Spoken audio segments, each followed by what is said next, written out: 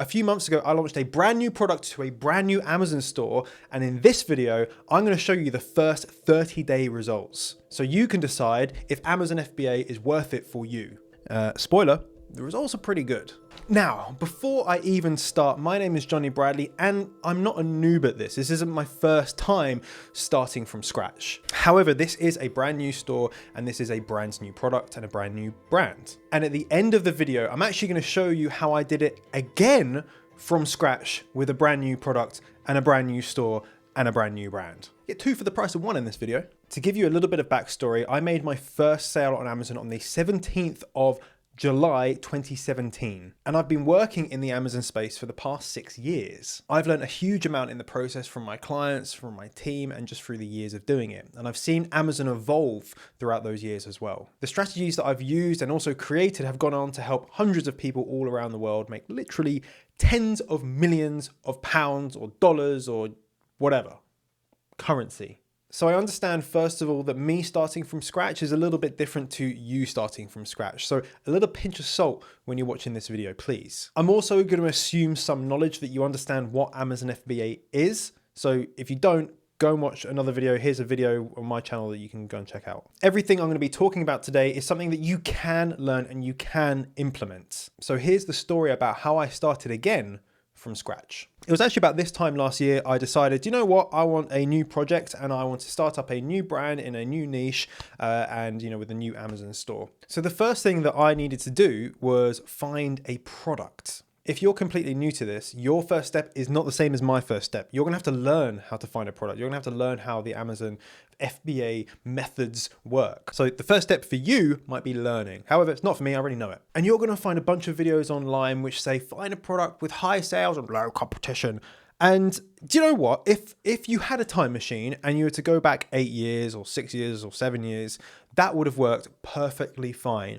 However, in 2023, it's just nonsense. It's kind of like asking someone for their BBM or to be their top friend on your fucking MySpace profile. It was good back in the day, but it's just not anymore. It gives people the false impression that you can find a product with a low number of reviews and that's going to be the answer to all your dreams. And it's just going to magically be successful. And that's just not going to happen. I have been saying this for years, and it was actually the basis of my first book, The One Product Strategy, which I released in 2019, 4 years ago. I said where there is demand for a product, there either will be competition right now or there will be in the future. Guaranteed. So if people are making money from a product, you better believe that there's going to be competition at some point in time. And actually, competition's a good thing. It shows that there's buoyancy in the market. I also said that reviews are not an indicator of competition. They're an indicator of how many reviews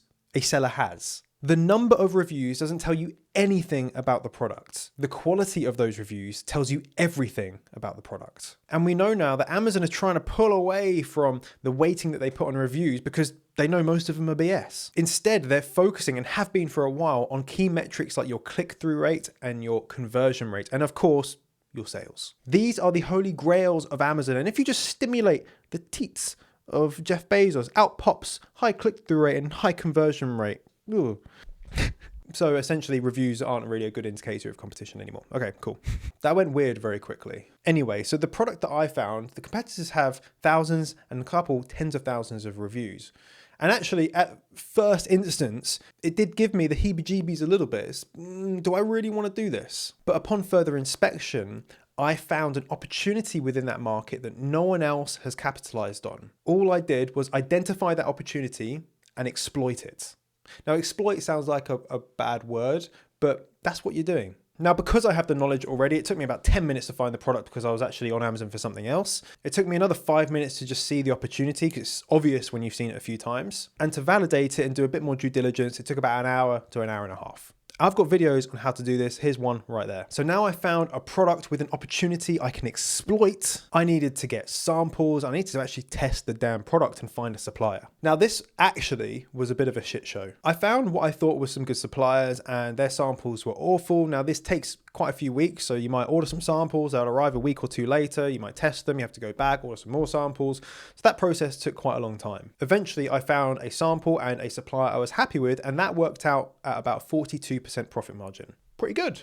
So before making a contract, getting it signed and getting the deposit paid, I had some product packaging made, which I spent $40 on. And then I spent another $40 on a product insert. So very cheap, right? Very cheap. However, that's because I have experience. I know how to find high quality, cheap labor on places like Upwork. I wanted my products sellable for Christmas period. So I wanted to get them in for November so I could prime the listing, get it ready, and have a bang-in December. However, with the delays of the samples, which is a little bit longer than I'd like to take, I was delayed just a little bit. I got the contract signed and the deposit paid so the manufacturing can start. However, then I encountered a problem. The manufacturing had been completed and I paid for an inspection company to go and inspect the products in China. They go in there, they inspect the products and they take pictures, they even do a smell test, and they send back a report. In that report, it didn't show anything bad. However, I noticed something that was not what I wanted. Something wasn't up to the quality that I had agreed with them. However, to get that problem resolved, all of the products had to be remade. Now, I was well within my right to do this. However, if I'd have chosen to go down that route, 100% the products would have not been sellable for Christmas. And Christmas, well, it's like Christmas. Very good for sales. Amazon sellers make a lot of money over Christmas. I made a very hasty decision to just get the products anyway. And you know what?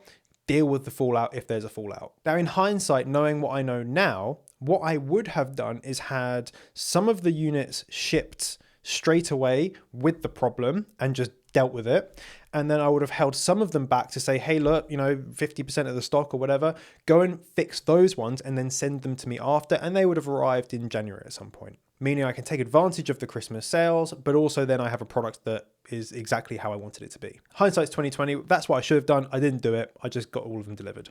So then I went on to my pre-launch phase. So the products are being manufactured. What the hell do you do now? Normally you might have something like 25, 30 days manufacturing and then 30 days shipping. So you have a 2-month period where you might be like twiddling your thumbs thinking, what do I do? At that point, you're frantically working on getting your listing to the point where it can be high converting, get good clicks and make a ton of money. So that's exactly what I did. I got to work on my images and my video. So I had a killer hero image and listing images and then a video to help increase the conversions and also a video I can use for PPC. To keep the cost down, this is what I did. I got a 3D render of the product, which I paid $200 for. I made a video ad for the product myself, so that was free. Any other photography I needed, I just did myself at home with my camera. The graphic design to get the images together was $125 for my Amazon listing images and then a further $150 for my A+ content imagery. So all in for my marketing, it was $475. After all those were created, I ran a bunch of tests to make sure that the listing would get a high click-through rate and a high conversion rate before ever being on Amazon. And that's one of the big tricks as to why this launch was so successful. I validated the success of the imagery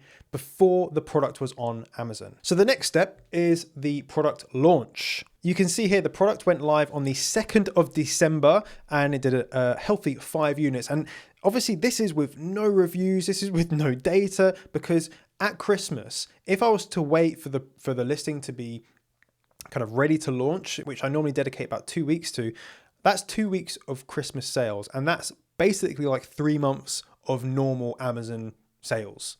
You really don't want to miss out on this period because it's where buying pressure gets its highest.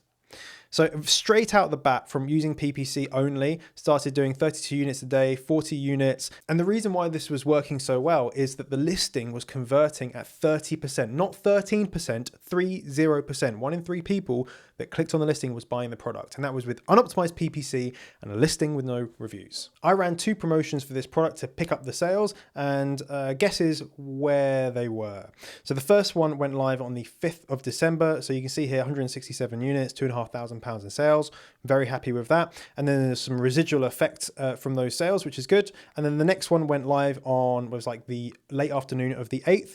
So it did 260 units that day, so nearly £4,000 in sales. And then the next day, 363 units, that was £5,500 in sales. So this was all within the first, 7 days? There's then some kind of residual effect from those promotions. And then towards Christmas, you have a little, it kind of dies off towards Christmas and the new year, which is kind of perfectly normal and to be expected.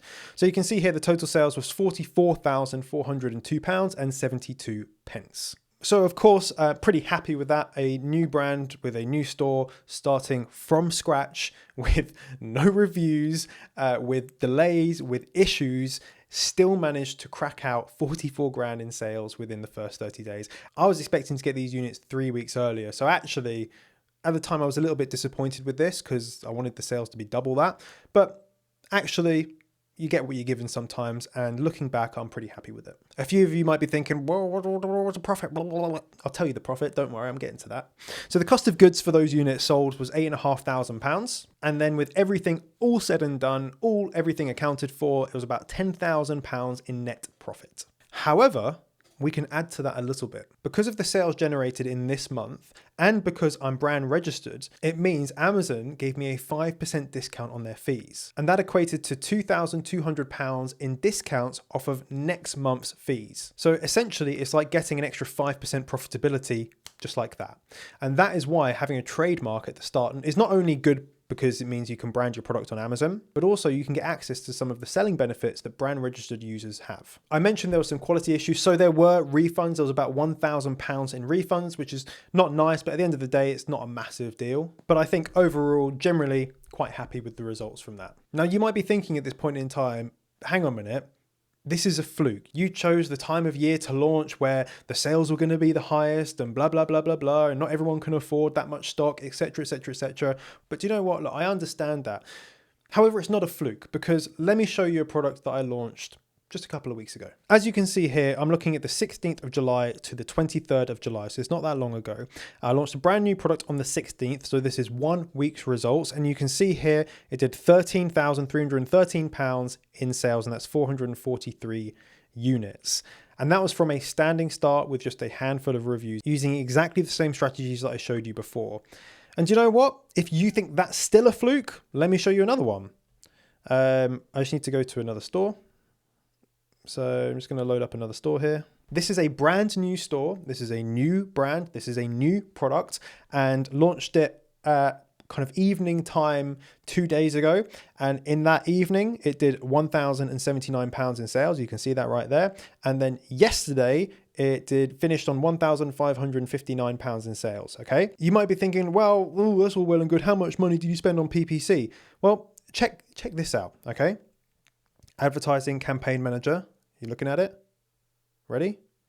There are no advertising campaigns running for this product. None. No pounds spent. Now, I will be starting it probably today. This goes to show that this technique does work very well. In my next few videos, I'm going to be breaking down how this next gen Amazon launch process works and the strategy that I've been using. So you don't have to rely on PPC for your product launches. The first one I showed you today got to the second bestseller rank, so not quite first, which I was a bit annoyed about. The second product I showed you got to bestseller within 72 hours. And the last one I've shown you hopefully will be bestseller in the next couple of days. To answer my question at the beginning, is Amazon FBA right for you? You can make up your own mind. But if you want to learn more, make sure you're subscribed with your notifications turned on. And remember, you're just one product away. Bye-bye.